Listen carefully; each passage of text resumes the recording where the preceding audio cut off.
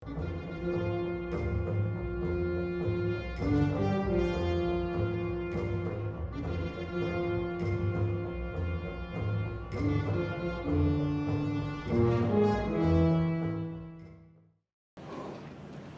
es un honorazo y un gusto compartir este espacio con ustedes. Gracias a Juan José, a Juan Manuel y a Mariflor, por supuesto, por la invitación. Me emociona mucho poder compartir con estas cosas, estas inquietudes con estudiantes de tantas carreras tan distintas. Me emociona un montón. Así que, bueno, muchas gracias. Supongo que pudieron leer el texto de Peter Berger que dejamos, la del dosel sagrado. ¿Buscas griego? No. ¿Buscas...?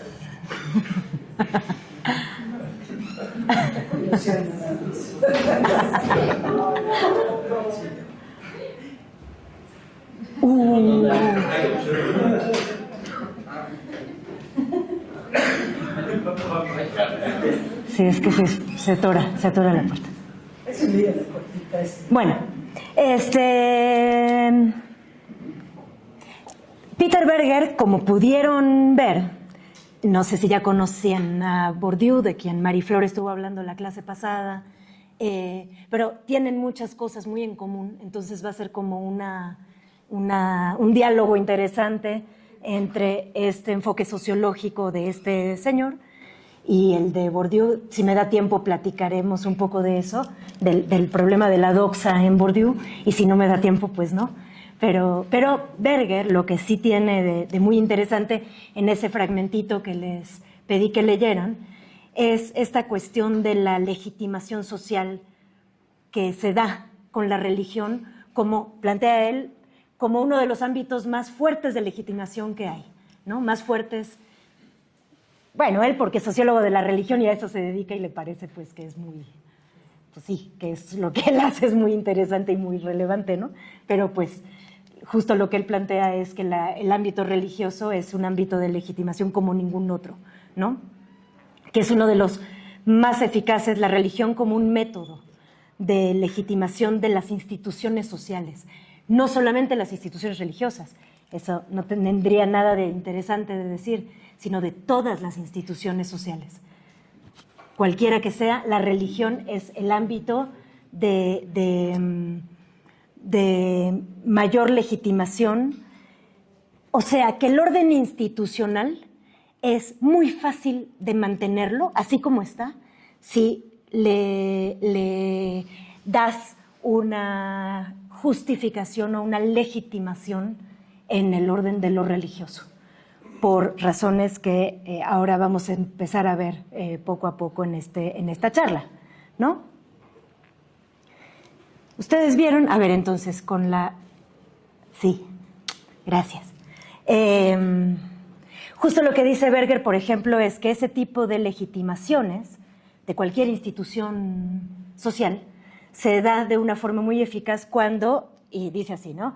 Cuando tú logras que el orden institucional sea interpretado de tal modo que oculte su carácter de algo construido. Que aquello que ha surgido de la nada, pone ahí el ejemplo, ¿no?, del Maquiavelo Moisés como un juego teórico, pero en realidad se refiere a cualquier situación en donde tú planteas cualquier cosa. No de la nada, por supuesto, ¿no? Pero cualquier cosa que se plantea en el ámbito de lo social, que parece que ha surgido de la nada, aparezca a sí mismo como algo que había existido desde el principio de los tiempos, o al menos desde el principio del tiempo de este grupo particular, ¿no? Esto, como ya queda claro, tiene que ver directamente con lo que estábamos viendo en la clase pasada, con lo que Mariflor estaba comentando sobre la violencia simbólica y algunas de sus características principales. Por ejemplo, esto de que es capaz de invisibilizar que ella misma existe, ¿no?, decía Mariflor, o mejor diríamos que la violencia simbólica en realidad es tal en cuanto invisibiliza su existencia, ¿no? Es violencia simbólica cuando no es evidente que existe. ella misma. Pero además, también se mencionaba en la clase pasada, la violencia es capaz de invisibilizar su origen, la violencia simbólica, según lo que nos decían la sesión anterior, ¿no? Esto tiene que ver, por supuesto, con esto, ¿no? Un relato, una narrativa en donde se es capaz de invisibilizar el origen de la existencia de este grupo o de la existencia de estas leyes o de la existencia de estas normas. Eso es justamente lo que Berger plantea como la legitimación religiosa, mucho más eficaz, decía, que otro tipo de legitimaciones o de ámbitos de legitimidad.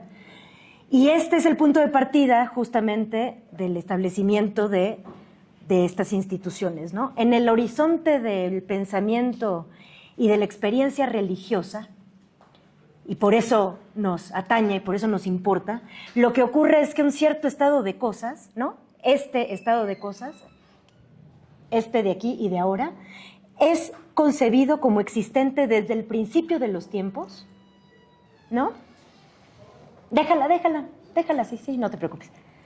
Como existente desde el principio de los tiempos, es concebido como que siempre fue igual, siempre fue el mismo, y sobre todo, muy especialmente, como que es absolutamente necesario que el estado de cosas que hay ahora sea exactamente como es, ¿no?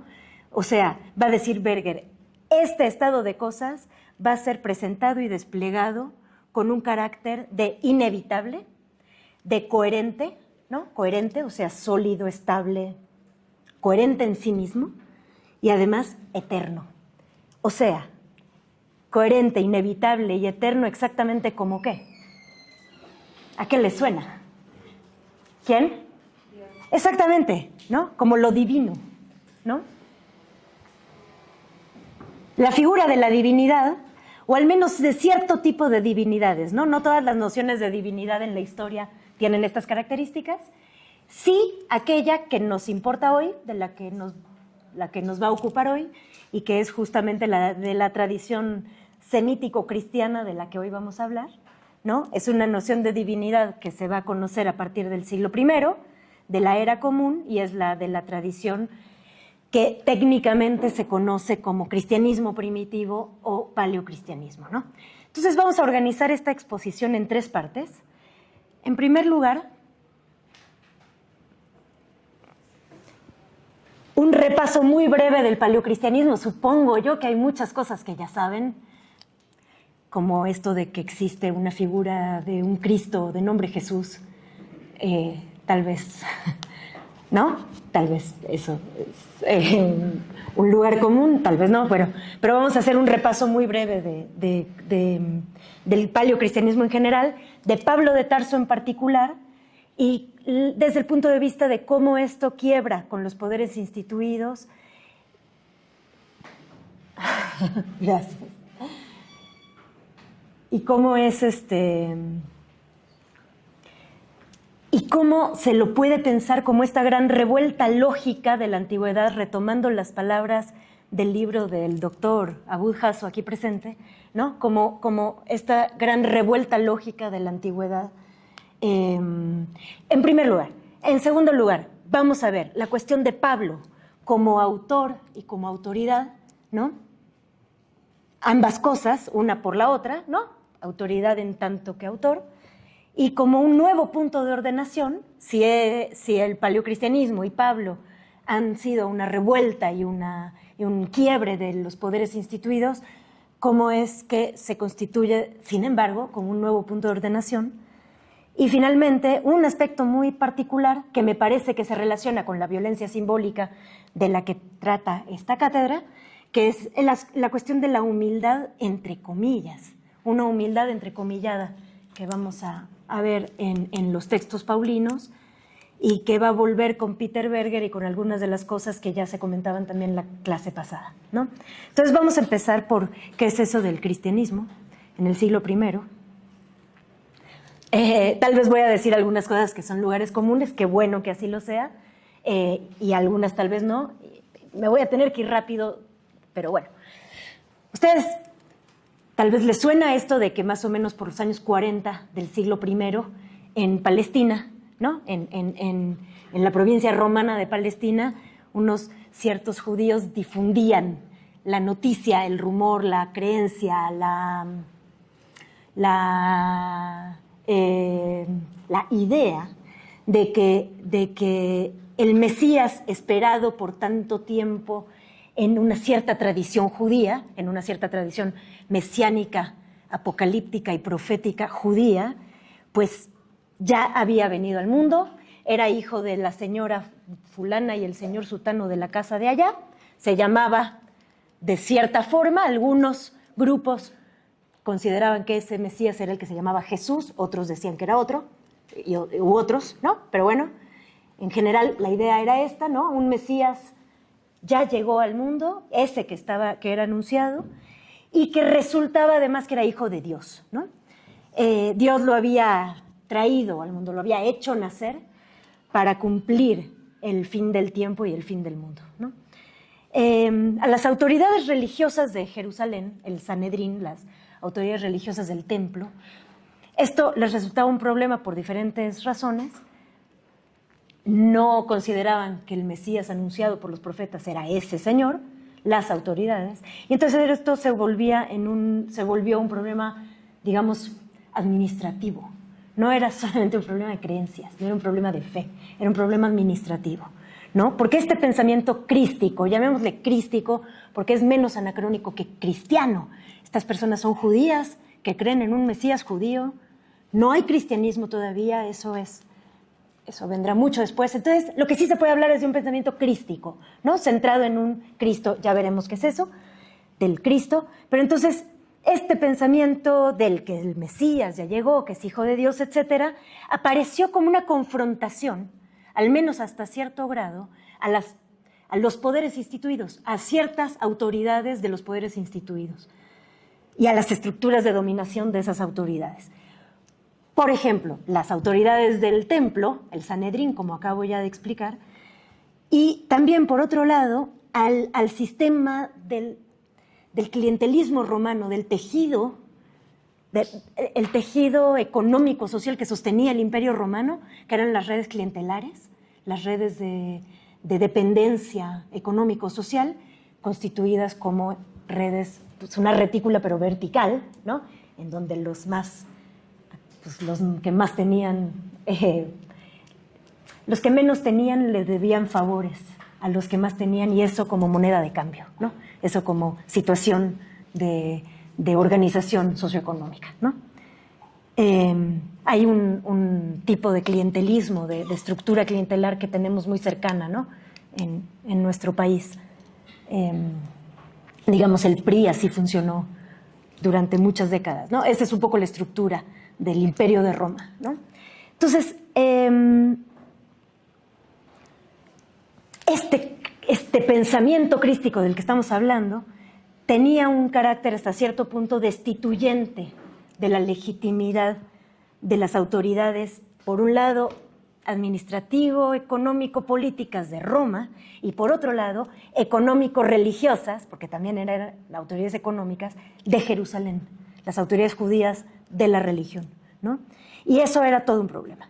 Entonces, muchos funcionarios al servicio de esas autoridades religiosas perseguían como grupos, como porros, ¿no? Como grupos de choque o porros, perseguían a los judíos creyentes en este Mesías, en particular los de nombre Jesús, que eran unos de los más difundidos, digamos, ¿no? Y los perseguían con dinero de las autoridades judías y con armas, pues como cualquier grupo porril, ¿no? Y entre esos nos llega noticia hasta hoy de uno de estos que perseguía a los creyentes en Cristo, que era un judío que por alguna razón, un señor judío de familia judía, que por alguna razón, sin embargo, después de creer que estas personas eran pues unos apóstatas abominables, por alguna razón que no vamos a discutir aquí, si es o no es una revelación divina o no, pero empieza a creer en ese Mesías anunciado. No sé si les suena todo esto. Pablo de Tarso, la figura de Pablo de Tarso. ¿No? Para nada, dicen allá atrás. Más o menos, sí, aprox. San Pablo, San Pablo, ¿sí? ¿Les suena más o menos? Bien. mejor conocido como San Pablo.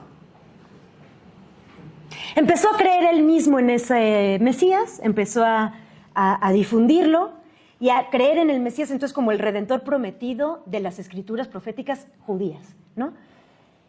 Sabemos que este señor difundió en toda la cuenca del Mediterráneo esta creencia de este Mesías llegado al mundo, hijo de Dios de nombre Jesús, pero a diferencia de otros seguidores de Jesús, por ejemplo, los que sí se quedaban en Palestina, en la provincia romana de Palestina, este Pablo consideró que la salvación que iba a traer ese Mesías era una salvación para el mundo entero, sin distinción étnica, lo cual para el judaísmo era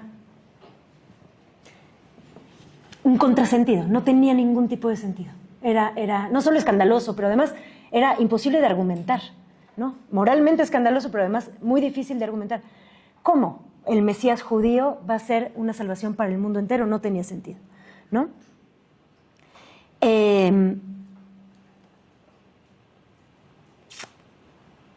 Y bueno, para no solamente era un salvador que no distinguía cuestiones étnico-nacionales, ¿no? Como esto, del judaísmo y no el judaísmo, sino que tampoco distinguía entre privilegios sociales, no distinguía entre, digamos, entre clases, entre diferencias de clases. Y eso era un problema, pues no para los judíos solamente, sino para Roma. Entonces era un problema para todo el mundo. Y sin embargo, lo que se promulgaba de este Salvador era que el mundo de injusticia que habitaba todas esas diferenciaciones justamente era lo que él había venido a quebrar, ¿no? Entonces, bien, este señor es Pablo,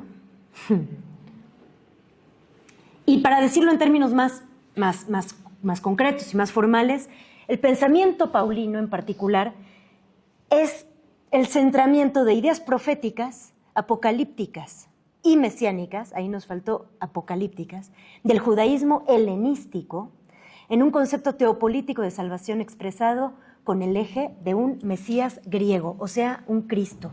¿Qué significa que sea un judaísmo helenístico? Significa que era un judaísmo de fuera de Palestina, un judaísmo que ya se había helenizado, ¿eso qué es? Es un judaísmo que ya se había traducido al griego, en términos conceptuales, no solo en términos lingüísticos, ¿no? Sino en términos conceptuales.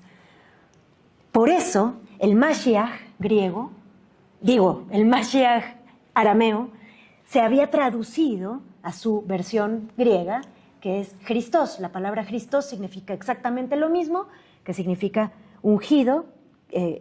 Ahorita voy a ahondar un poco en eso.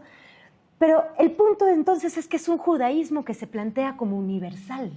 Es un judaísmo que quiere universalizarse.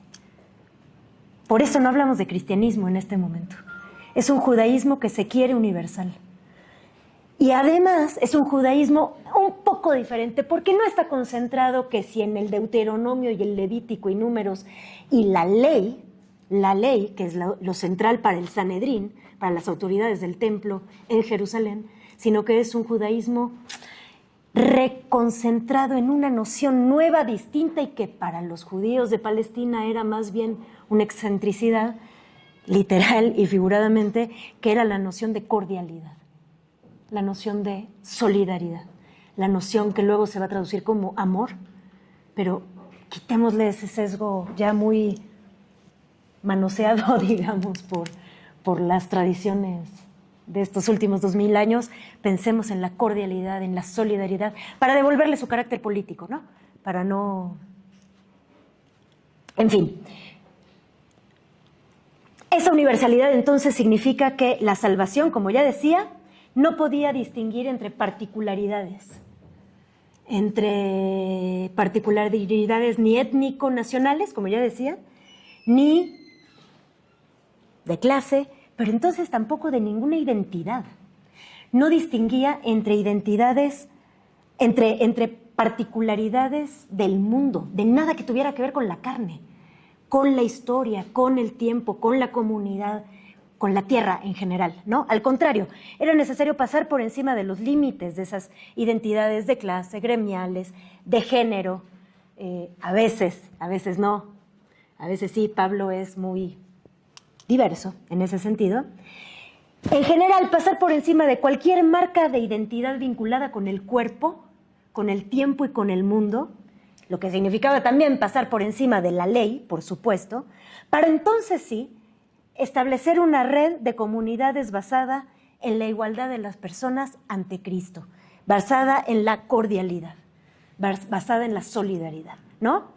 Mientras llegaba el fin de los tiempos, que para Pablo era inminente, ¿no? En 5 minutos, en 10 minutos ya iba a llegar Cristo, entre otros motivos, por eso se sabe qué cartas son de Pablo y cuáles no, porque justo plantean esa diferencia, ¿no? Entre si el fin del mundo ya es inminente, la segunda venida de Cristo es ya mismo, o si mejor hay que esperar un montón y hay que hacer teología política, por ejemplo, ¿no? En fin, desde una cierta perspectiva, todo esto, decir que los gentiles pueden incorporarse a Israel, o al revés, que Israel se puede universalizar para ser para todos. Eso que es en realidad convertir a Israel en un símbolo, en un tropo, ¿no? Todo eso habría sido, desde ciertas perspectivas, un proyecto llanamente antiimperialista, ¿no? Ya veremos después, al final, los matices que habría que poner a esta noción. Pero vamos a ver en principio por qué sí, ¿no? Para este pensamiento paleocristiano, no es que Cristo casualmente vino en el siglo I porque de casualidad y Roma era una especie de... lo que hay detrás, un escenario, pues el dibujo del escenario ahí como de utilería accidental, coyuntural.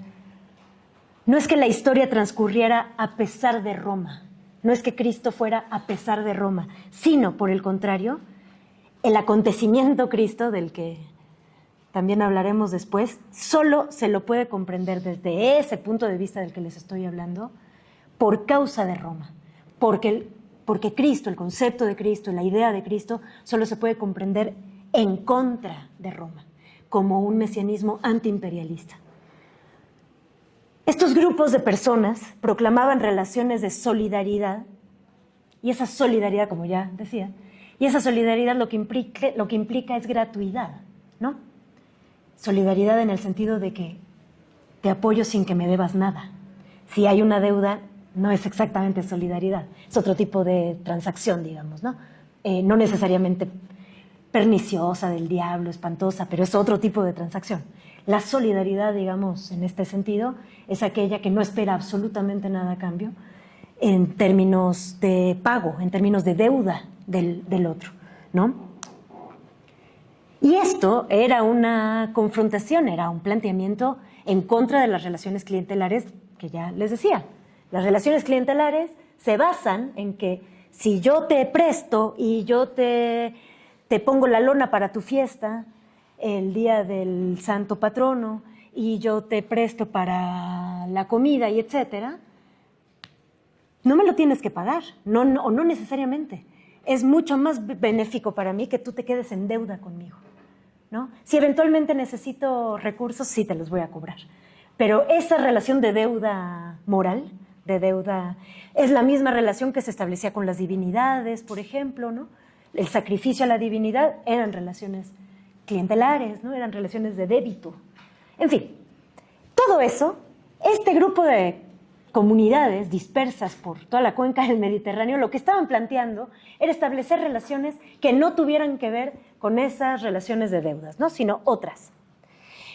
Puede decirse entonces que cuando Pablo, siguiendo este punto de vista, que cuando Pablo viaja por la cuenca del Mediterráneo y funda estas comunidades y difunde estas ideas, etcétera, lo que está impulsando es una red, una alianza económica entre congregaciones. Congregación se dice eclesía, ¿no? Asamblea, eclesía.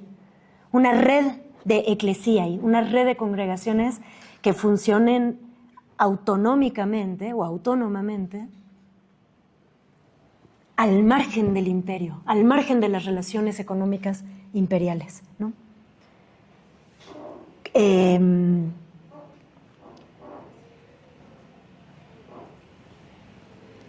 Bien, gratuitamente, bueno, ya ahí ven, ¿no? La eclesía, la asamblea, como el nodo de una organización social basada en la solidaridad y la redistribución sin deuda, ¿no? Sin patronazgos. Eso de sin deuda, eso de gratuitamente, en griego se dice en charisma, ¿no? De ahí el título de esta sesión de hoy, ¿no? El problema del carisma tiene que ver con esto, ¿no? Carisma significa justamente, lo vamos a retomar más adelante, significa gracia. Lo gratuito es lo que se da en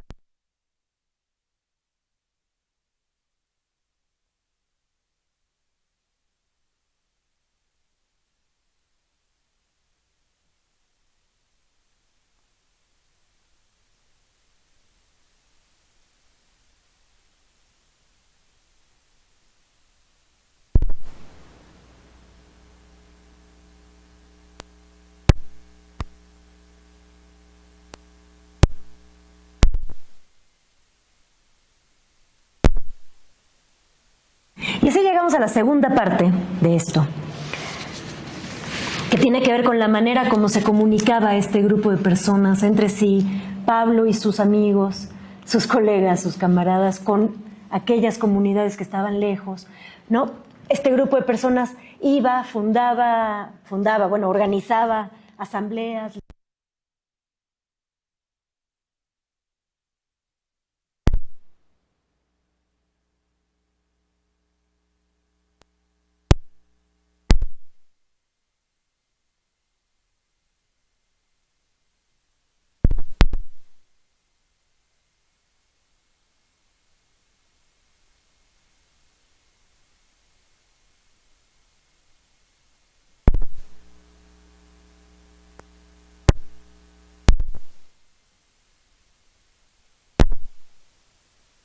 De autoridad.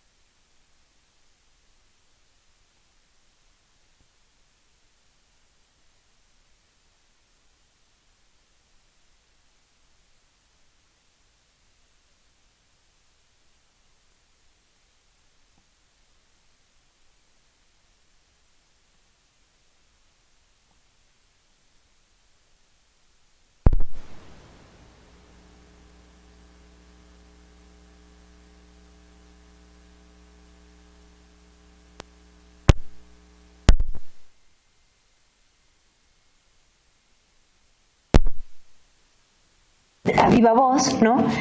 En estas décadas del siglo I no existe algo así como el Evangelio de Marcos o de Lucas o de María Magdalena o de nadie. El Evangelio, evangelion, no significa otra cosa que una buena noticia. Y la buena noticia se platicaba. No hay un texto, no hay un evangelio escriturístico, eso no existirá sino hasta décadas después, ¿no? Entonces, lo que sí hay aquí es una buena noticia transmitida de boca en boca, o como sea, pero de boca en boca.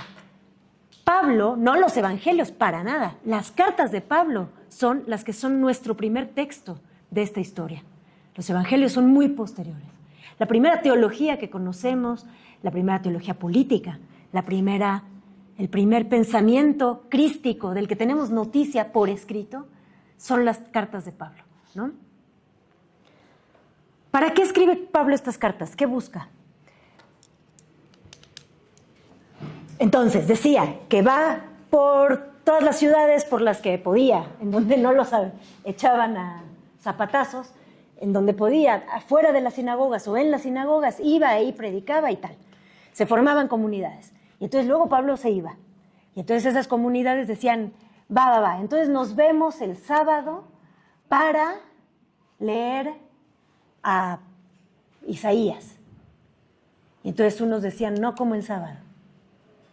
Pues en sábado no se puede, en Shabbat, ¿no? No, pues no, claro que no. No, pues claro que sí. Pablo nos dijo que Jesús había venido a abolir la ley. ¿O no? Bueno, sí, pero no. Estamos hablando de judaísmo, de que si vamos a leer a Isaías, ¿cómo? O sea, y entonces se peleaban. Y entonces a veces lo que hacían era pelearse fuertemente, fuertísimamente, ¿no? En términos de quién le entendió mejor a Pablo, pero luego mandaban por un tubo a Pablo y al pensamiento paulino, y más bien lo que hacían era irse directamente al texto, ¿no? Quienes sabían, los dos que sabían leer y que tenían acceso a la Biblia, a la Septuaginta, iban y leían y decían, no, aquí dice, y entonces empezaban a, ¿no? Cuando el pleito era demasiado, ¿qué es lo que hacían? Le escribían a Pablo, le escribían preguntas, le escribían sus dudas y se las mandaban, le llegaban un mes después o 2 meses después, pero lo que hacían era eso, mandarle sus dudas, ¿no? A Pablo le llegaban entonces noticias de por qué se estaban peleando estas personas en la comunidad, ¿no? Entonces, a veces eran malas noticias y a veces solamente pues, eran dudas así de teología muy pues, aburrida para Pablo, ¿no? Y Pablo les respondía como, pues solo no se peguen y ya. O, ¿no? Pues no se acabe en uno el vino que es de todos. Como, pues es muy fácil, ¿no? O sea, si todos van a comer juntos, pues no se acaben la comida de los demás. Cuando los otros les habían preguntado, no, bueno, pero en el Levítico dice no sé qué.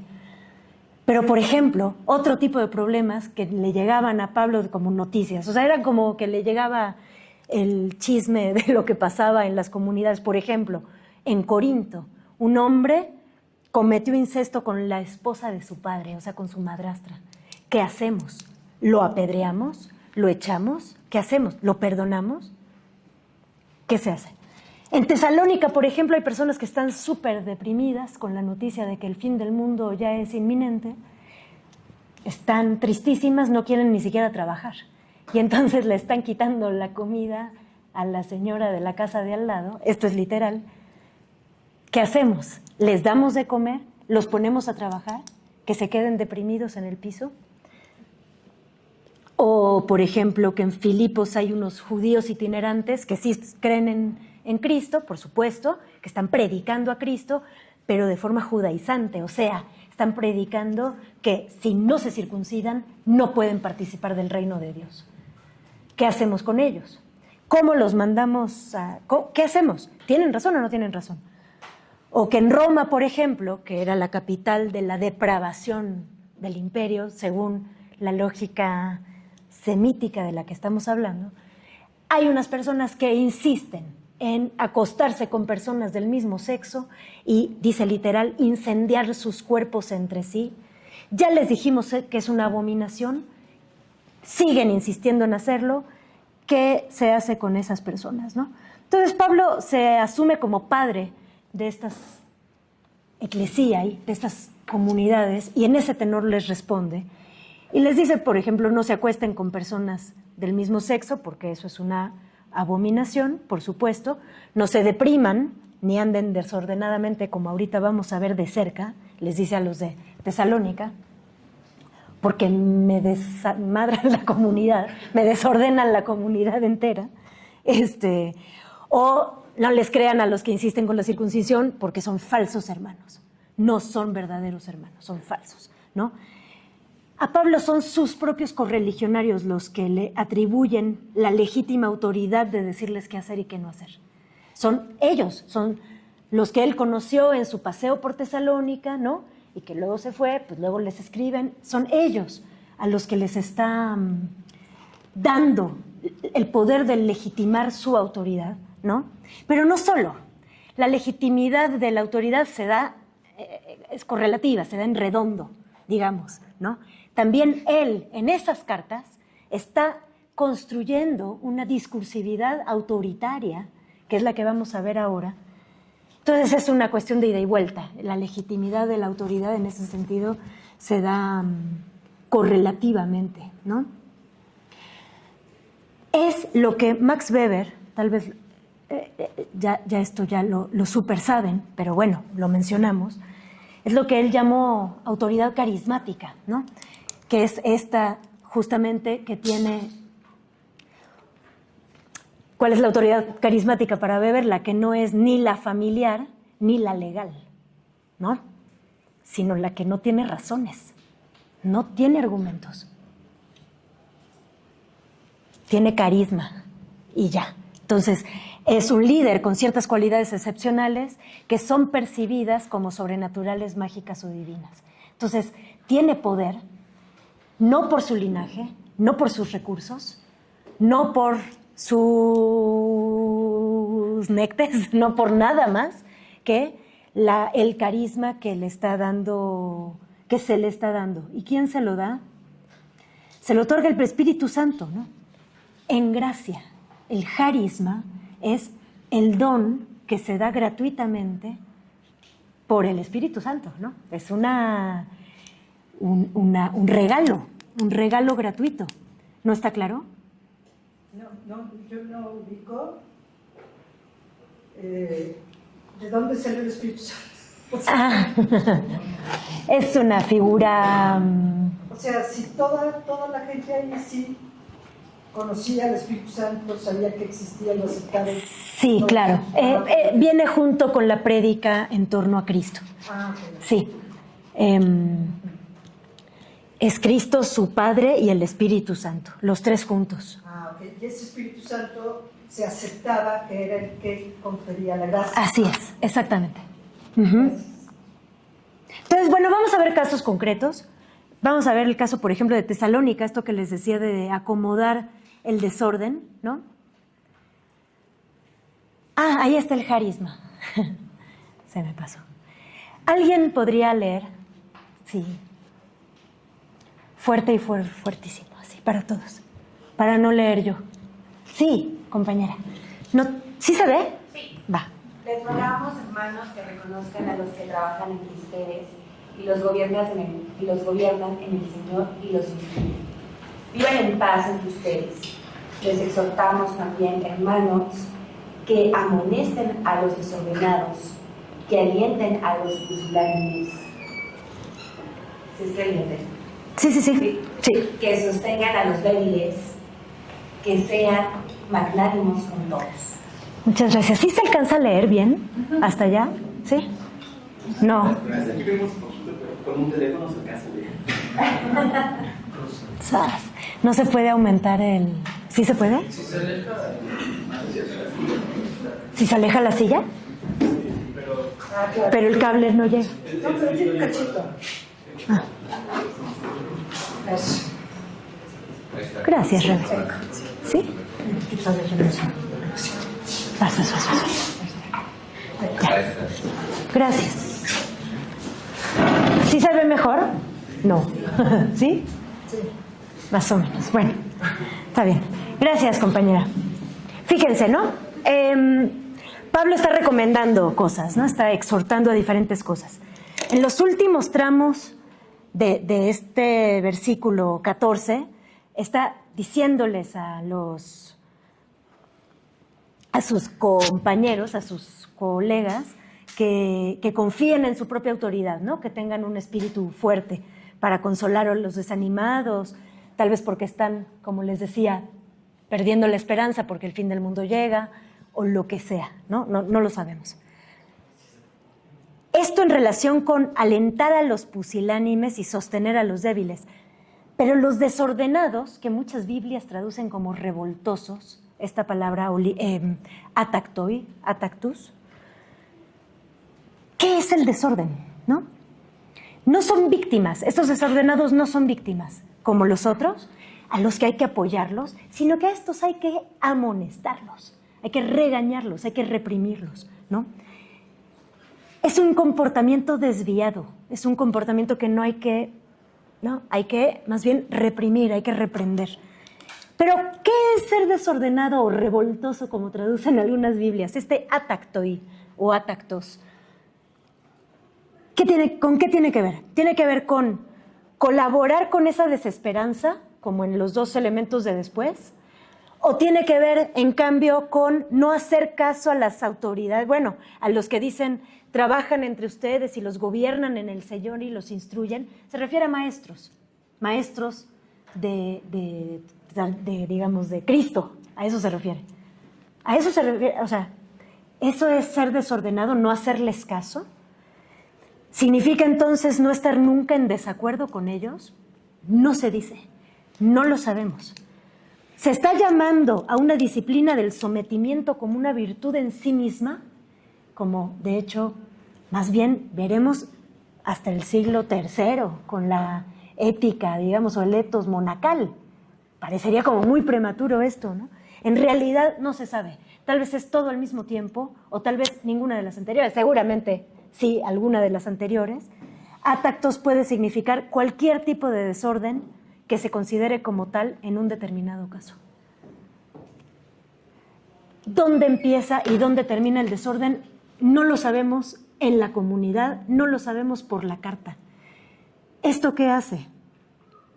Es una apertura semántica, una vaguedad semántica tal que el desorden, ¿no? La revuelta, digamos, el ser atactos, el ser desordenado, se vuelve un error categórico, o sea, algo indeseable en sí mismo, de suyo, un problema de suyo, ¿no? Porque su significado concreto tiene que suponerse.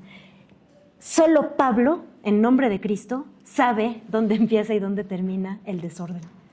Una pregunta nada más. ¿El desorden tiene que ver solamente con las acciones o también ya había como distintas discursividades de lo que significaba el Mesías?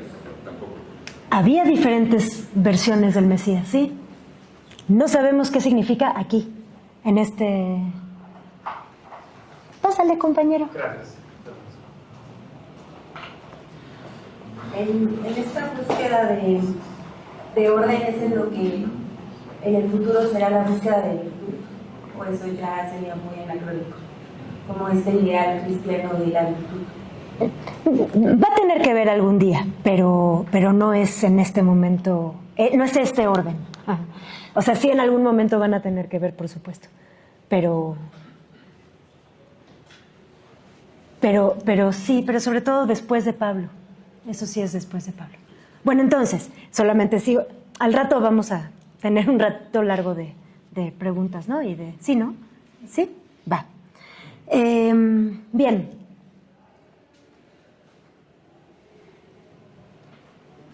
Decía, solo Pablo sabe estos límites. Gracias a eso, Pablo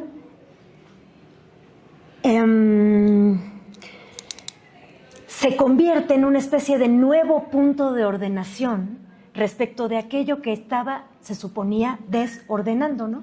O incluso descabezando, que si Roma, que si las autoridades del templo, que si la propia autoridad de la sinagoga. De repente empieza a haber una especie de nuevo punto de ordenación en la medida en que solo su carta, solo él, en una especie de, ¿no? de texto,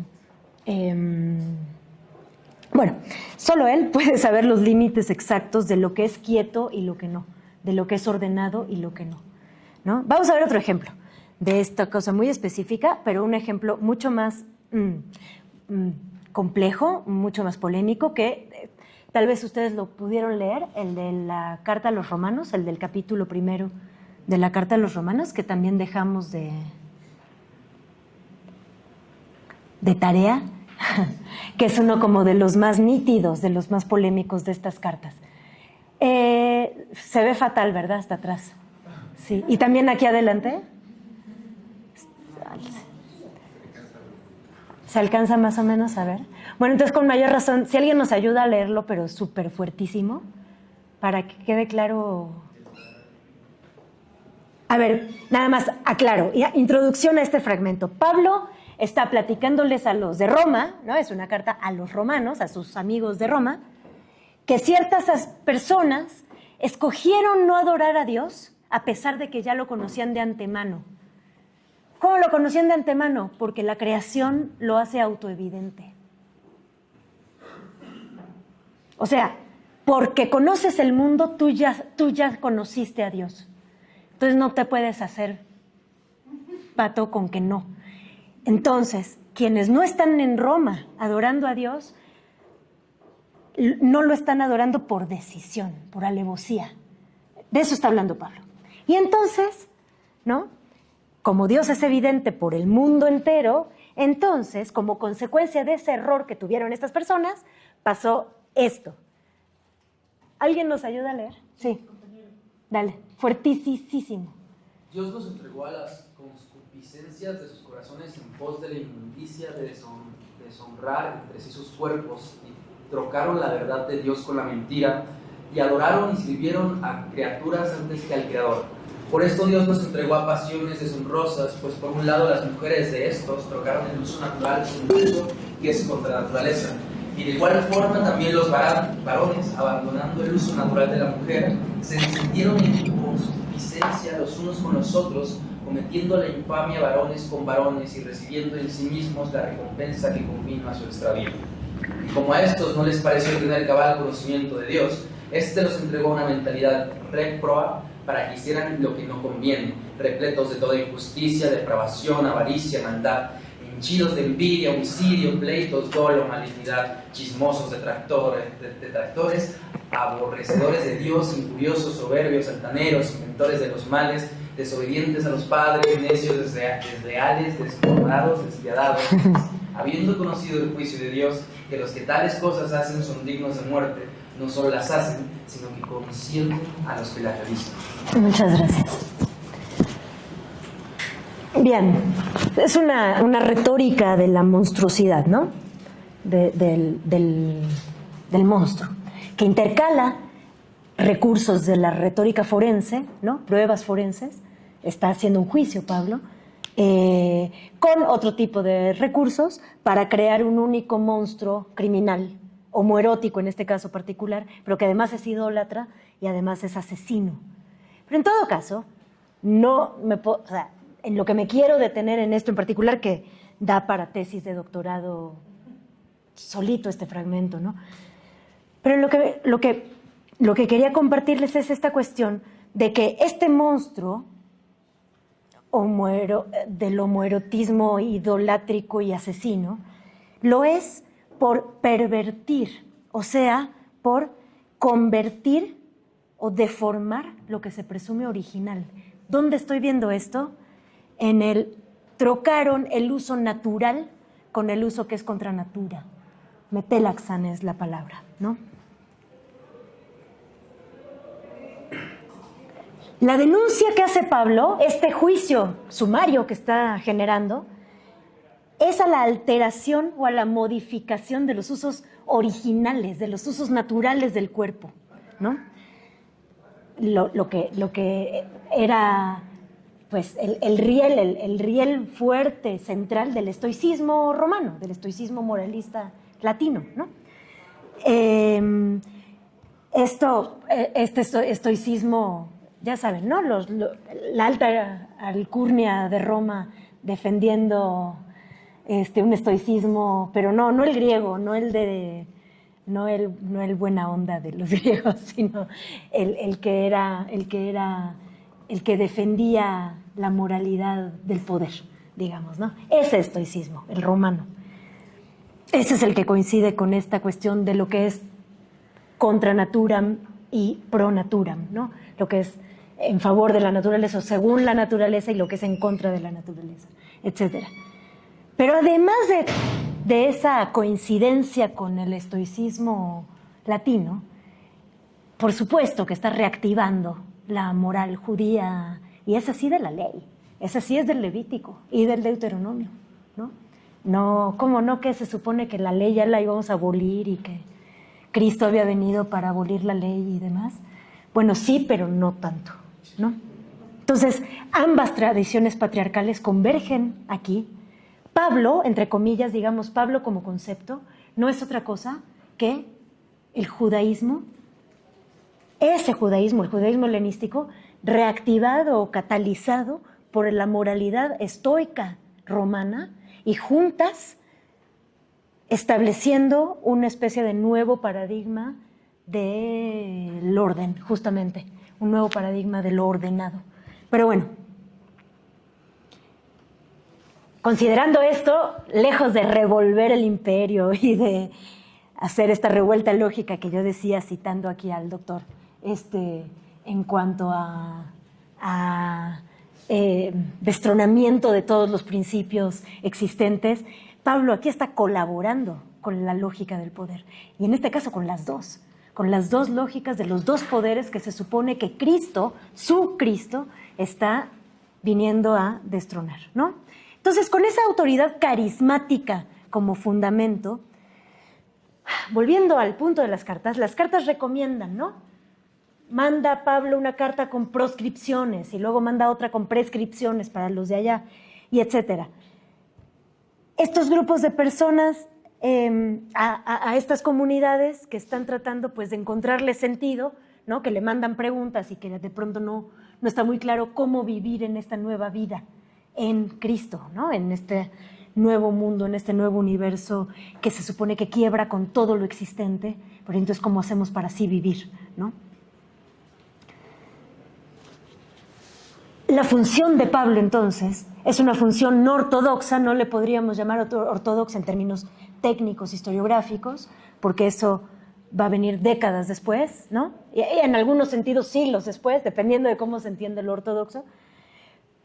Pero entonces, si el término técnico historiográfico no nos sirve, sí podemos decir que tiene una función ortopédica, ¿no? O sea, lo que hace Pablo con estas cartas es corregir el rumbo del desvío, en ese sentido ortopédico, ¿no?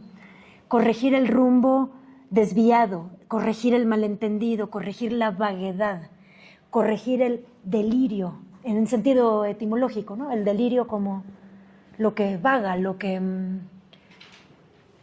navega por otro lado, pues, ¿no? El desorden, lo atactos, corrige el desorden, pone límites al desorden para reacomodar. ¿En el sentido de qué? En el sentido de lo que se presume original, como los huesos, ¿no? Si los huesos estaban de una forma y hay que ajustarlos y hay que darles ortopedia, es porque están mal, hay que regresarlos a como estaban originalmente. El problema es esa noción de originalidad, ¿no? De así como fue el primero es como era correcto. Las tradiciones étnico-nacionales, entonces, y familiares, había que superarlas. Nada de lo étnico nacional, del cuerpo, del linaje, de la sangre, nada de eso importaba para nada y era desastroso. La tradición de la ley judía también era un desastre. En algún punto, no me acuerdo en qué carta dice Pablo, literal, la ley mata, pero el Espíritu vivifica. Ese Espíritu es el que es el Espíritu Santo. La ley mata, la letra mata, pero el Espíritu vivifica. Entonces, frente a todo ese quiebre de identidades nacionales, étnicas, religiosas, legales, etcétera, Pablo configura el perfil de un nuevo sujeto creyente, de un nuevo sujeto en general, ¿no? Sus cartas son límites identitarios, límites ortopédicos, límites subjetivos, en el sentido de marcar las pautas de lo que es vivir en Cristo y qué no es vivir en Cristo. ¿Dónde te estás confundiendo, compañera, y dónde no? ¿Dónde sí vas bien? ¿Quién sabe cuál es el límite? Las comunidades no lo sabían. Las comunidades le preguntaban a él. Él se convierte en el límite. Entonces, Pablo, bueno, hacia allá iremos ahora. Pablo no escribe nada formal. Todo esto no son tratados, no son decretos, no es un decálogo, ¿no? No es Moisés, y no son, mucho menos son textos formales de ningún tipo, son cartas dirigidas a sus cuates, a los amigos que había hecho en Tesalónica, a los que había hecho en no sé qué otra ciudad, a sus conocidos, y algunos incluso sus amigos, ¿no?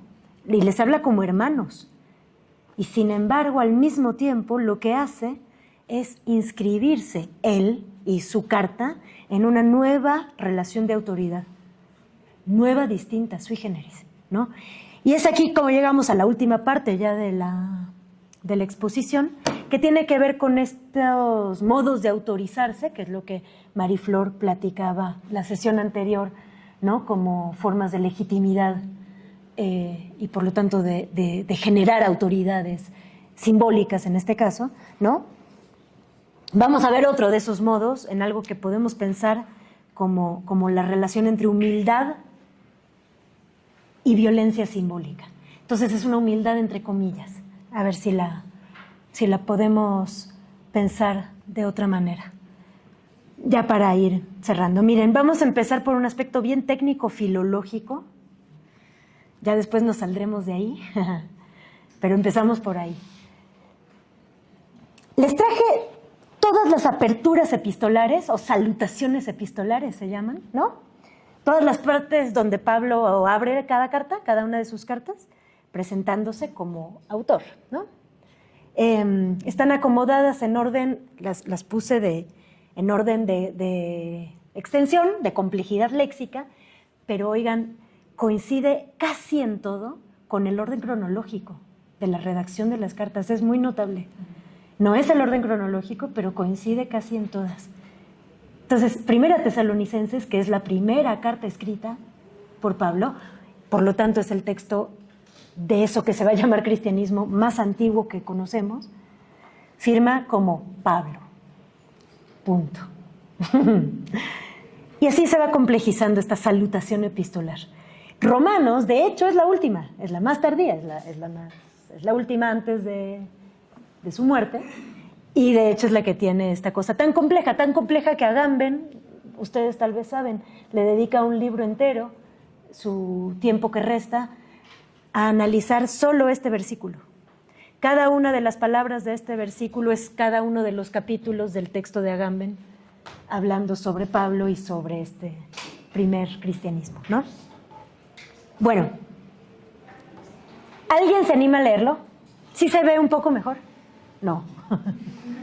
¿No se ve nada? Ay, lo siento mucho. Pero bueno, si alguien nos lo puede leer, dale. Pero las presentaciones de acá, No, solo los de acá, sí. Pablo y Timoteo, esclavos del Cristo Jesús. Pablo, prisionero, Sí. Cristo Jesús. Pablo, apóstol de Cristo Jesús por la voluntad de Dios. Pablo, llamado apóstol de Cristo Jesús por voluntad de Dios. Pablo, apóstol, no de parte de hombre, ni por maldición, Mediación. de ningún hombre, sino a través de las autoridades Supraterrenales. Jesucristo y de Dios Padre. Pablo, esclavo de Jesucristo, llamado apóstol, escogido para el Evangelio de Dios. Gracias, Dino. Fíjense cómo los títulos, ¿no? Los títulos se van sumando al sujeto de enunciación, que ya en la carta a los romanos ya es como una cosa como casi exagerado, ¿no? Bueno, teológicamente muy denso, por eso Agamben hace un libro entero solo de ese versículo, pero retóricamente un poco ¿cómo?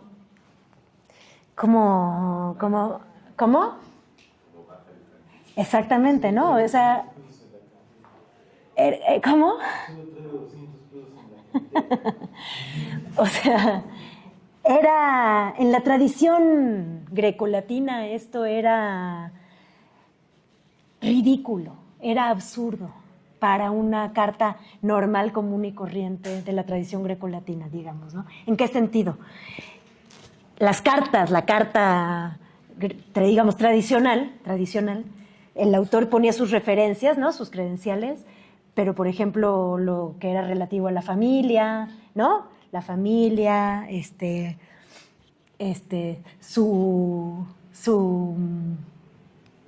¿cómo dijimos? Su linaje, ¿cómo dijimos hace rato del...? Sí, pero antes premedieval, el patrón, su patrón, ¿no? ¿A quién le debe qué, no? O sea, su linaje y su patrón, su patronato, digamos, ¿no? Su país, su origen de región, ¿cómo? Su ciudad natal. exacto, su ciudad natal, etc. Pablo descompone esto. Todos sus genitivos son de Dios o del Señor Jesús, y además se entitula a él como esclavo y como llamado y escogido por Dios.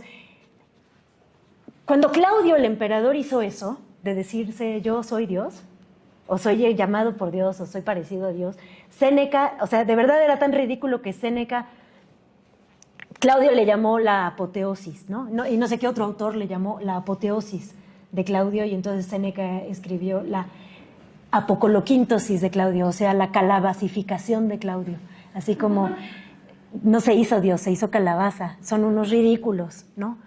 Era ridículo para la tradición grecolatina. Y a Pablo le da igual, porque Pablo está queriendo, no le interesa hacer el ridículo, al contrario, está queriendo generar escándalo. Y lo dice literalmente, es el absurdo lo que le interesa. Fíjense, en 1 Corintios 1:23 dice, Cristo es escándalo para los judíos y una locura para los gentiles. Literal. Es literalmente lo que quiere. No le preocupa en lo más mínimo. Pero además, el Cristo crucificado, que es el ser divino, ¿no?, del cual está hablando y del cual él se dice ser esclavo, es un criminal para las autoridades de Roma. Fue torturado en un objeto de tortura del ejército de Roma, en manos del ejército. Era un barbaján, era ahora sí que un cualquiera, pero además un criminal. Y ese criminal es el que está pasando a convertirse en divinidad. Y ese esclavo de esa divinidad, que a veces, ¿no? Ese señor es el que se va a convertir en autoridad textual. Y es el que les está escribiendo esta carta con la salutación epistolar transformada en una especie de revuelta, ahí sí, de revuelta lógica total, ¿no?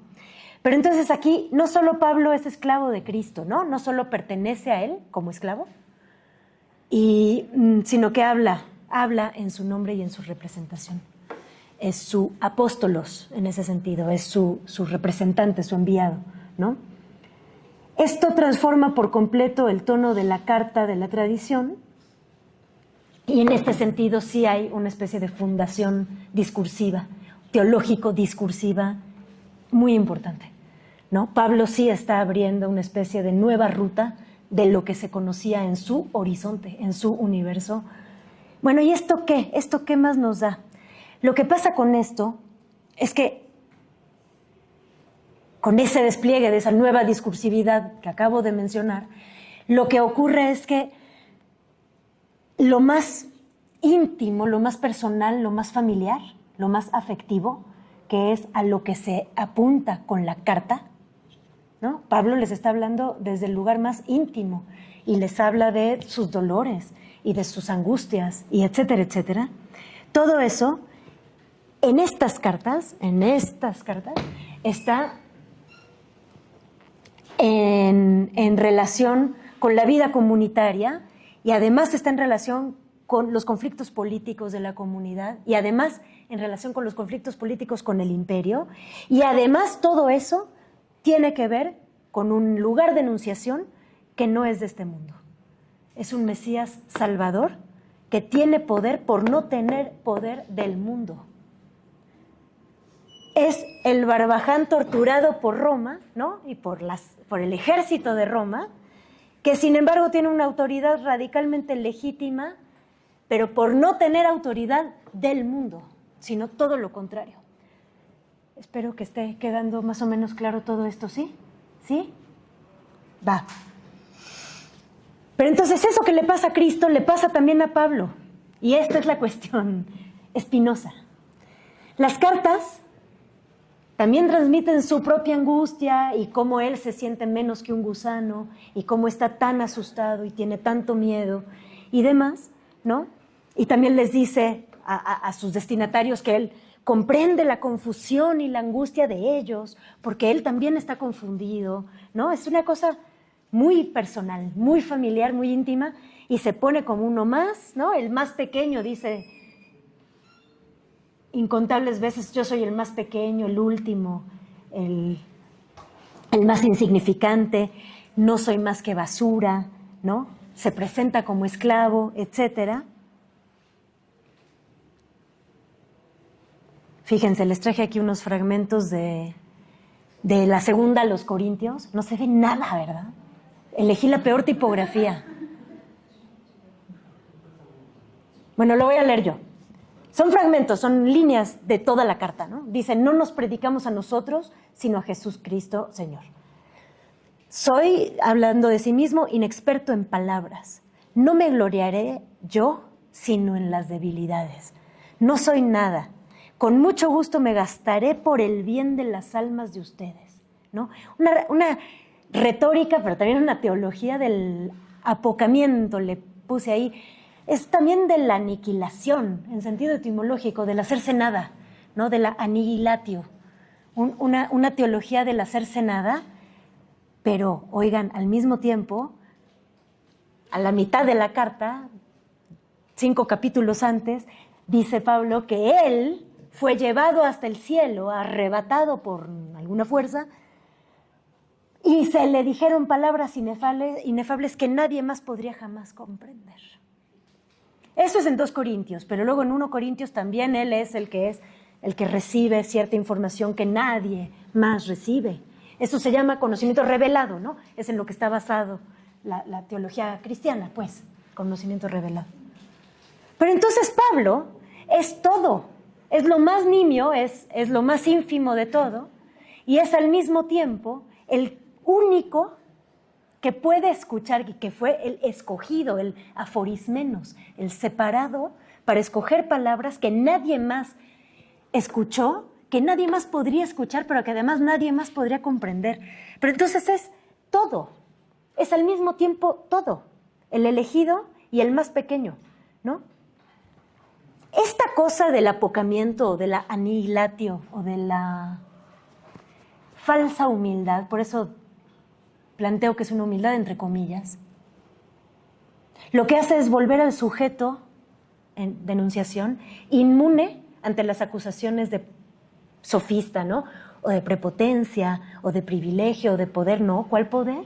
Si yo soy menos que un gusano, yo no soy nada. Inmune a cualquier acusación. Y sin embargo, en ese mismo gesto, en ese mismo giro, digamos, discursivo, está guardando para sí toda esa legitimidad y todo el poder que se está consolidando como legitimidad autoritaria, como autor, autoritaria de autor, ¿no? Es una hiperhumildad que exalta su legitimidad. Y eso lo que hace es conferirle un poder especialísimo. Es el más autorizado de todos. Es el más autor. Es el autor más autor de todos los autores, ¿no? El carisma de Pablo está directamente relacionado, su carisma, su poder carismático, con cuánto ha sido ultrajado y cuánto sufre, cuánto ha sufrido, cuánto es tan ínfimo, tan menos que un gusano, ¿no? Y de cómo él no es más que basura en el mundo. Esquívala es la palabra, es literal lo que estoy diciendo, no estoy siendo sarcástica, digamos, es literal. Y de este modo, el torturado en la cruz, que es un criminal, que es un criminal para la policía de Roma, digamos, y que fue torturado y muerto por el ejército, y que es un barbaján y que andaba descalzo y que etcétera, etcétera. Y su apóstol, que a veces es esclavo y a veces es basura, se invierten ambos para convertirse uno en el Señor de los cielos y el otro en la autoridad en el texto, ¿no? Pablo se está situando como parámetro y como frontera. Entonces, oigan, más que Cristo, lo que Cristo entre comillas como concepto, como idea, como lugar de enunciación incluso, más que Cristo, lo que se anuncia en estas cartas, en todas estas cartas, es el Cristo de Pablo. Y si te descuidas un segundo, eso es Pablo, ¿no? Fíjense lo que se va implicando en este gesto de mandar cartas, ¿no?, a ciudades desperdigadas por todo el territorio. Cada una de estas ciudades que recibían estas cartas, que recibían estas prescripciones o proscripciones o lo que fuera, se conciben que son en sí mismas el cuerpo de Cristo. Y todas juntas, dispersas por todos los territorios, todas juntas forman la comunidad grande, amplia, de la salvación y de la fe.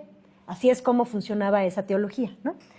Entonces Pablo manda cartas, manda fronteras, manda límites, manda prescripciones, proscripciones, etcétera, pone orden, pone ortopedia, para que no sea cualquier Cristo el que esté operando ahí. No es cualquier Cristo el que está generando esta comunidad internacional o transnacional y luego supracósmica. No es cualquier Cristo, es su Cristo, es el Cristo de Pablo el que se proyecta hacia la universalidad de la comunidad universal también, ¿no? Más o menos así. Traté de graficarlo como... ¿no? Pablo dice ser basura y esclavo, dice no hablar más que como comisionado, ¿no? Como un enviado más, como apóstolos, como aforismenos, pero al hacerlo pone en marcha una delimitación y un control cuyo centro es él mismo. Abajo, ese punto grandote de ahí abajo es Pablo, ¿no? Pablo convoca a las asambleas de creyentes que están a la redonda, ¿no? Todo eso forma un cuerpo, por eso lo pongo redondeado. Es un cuerpo, es el cuerpo místico, es el cuerpo de Cristo. Y entre todos imaginan, o si quieren pensarlo así, constituyen una comunidad translocal y supratemporal con Cristo en el centro. Por eso las flechitas para arriba. Cristo en el centro, arriba, digamos, es equivalente, correlativo, análogo a ese cuerpo de Cristo comunitario que está abajo. Pero como Cristo arriba le da sentido al actuar en el tiempo y en el mundo abajo, entonces se proyecta a sí mismo hacia abajo y por eso hay flechitas para abajo, ¿no? Esa es la característica de la legitimación religiosa que dice Berger. Exactamente esto, ¿no? Lo que hay aquí está dado porque arriba se está justificando, se está legitimando desde arriba, ¿no? Y en todo caso, pero en este caso en particular, lo que se puede ver ahí es que el centro, que es Cristo arriba, se corresponde con Pablo, que está abajo, normando, poniéndole sentido a lo que todas esas comunidades autónomas están haciendo y dejando de hacer. Entonces, lo que está siendo correlativo son los centros, y es Pablo como centro. Y todo esto puede ocurrir precisamente porque Pablo no está en las comunidades. De la misma manera que Cristo puede ser universal porque murió y resucitó. Solo por eso. El Cristo vivo solo le importan los evangelios. A Pablo le vale el Cristo vivo. El que le importa es el Cristo muerto y resucitado porque es el que puede universalizarse. De la misma manera que el imperio de Roma podía ser imperio de Roma porque no estaba en todos los lugares al mismo tiempo, sino desde el centro, comisionando autoridades, ¿no? Legiones militares, etcétera, etcétera, y administrativas en cada ciudad y en cada frontera del imperio. Entonces, lo que hay aquí es una especie de reiteración de una estructura de poder, a pesar de que se plantea y se plantea y se plantea el descabezamiento, ¿no? El destronar las estructuras de poder, tanto del imperio como del templo y de las autoridades religiosas, ¿no? Bien, ya para super cerrar ahora sí.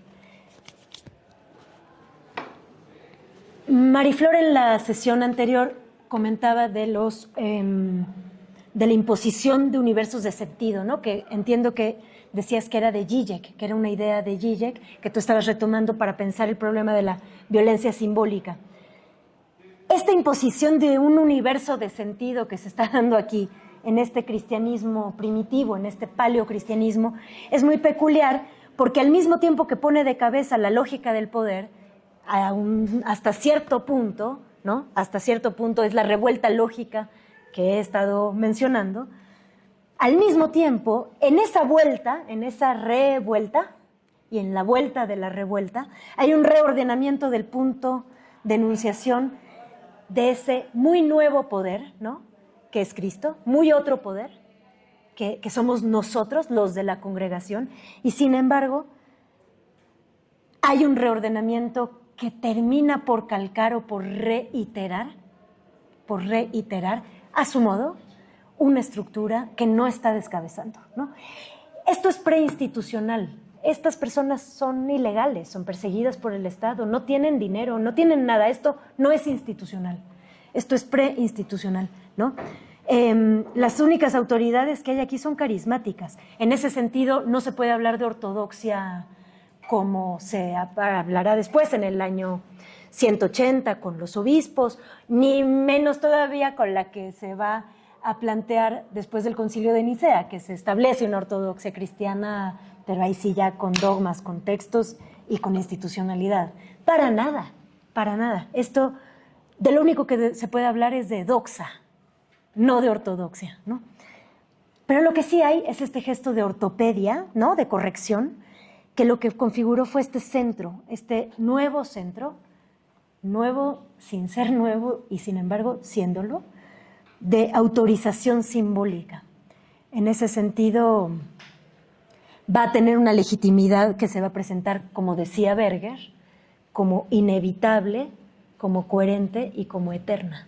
Y en ese sentido, pues es un problema que nos sigue convocando, ¿no? Muchísimas gracias, oiga. Perdón por tardarme.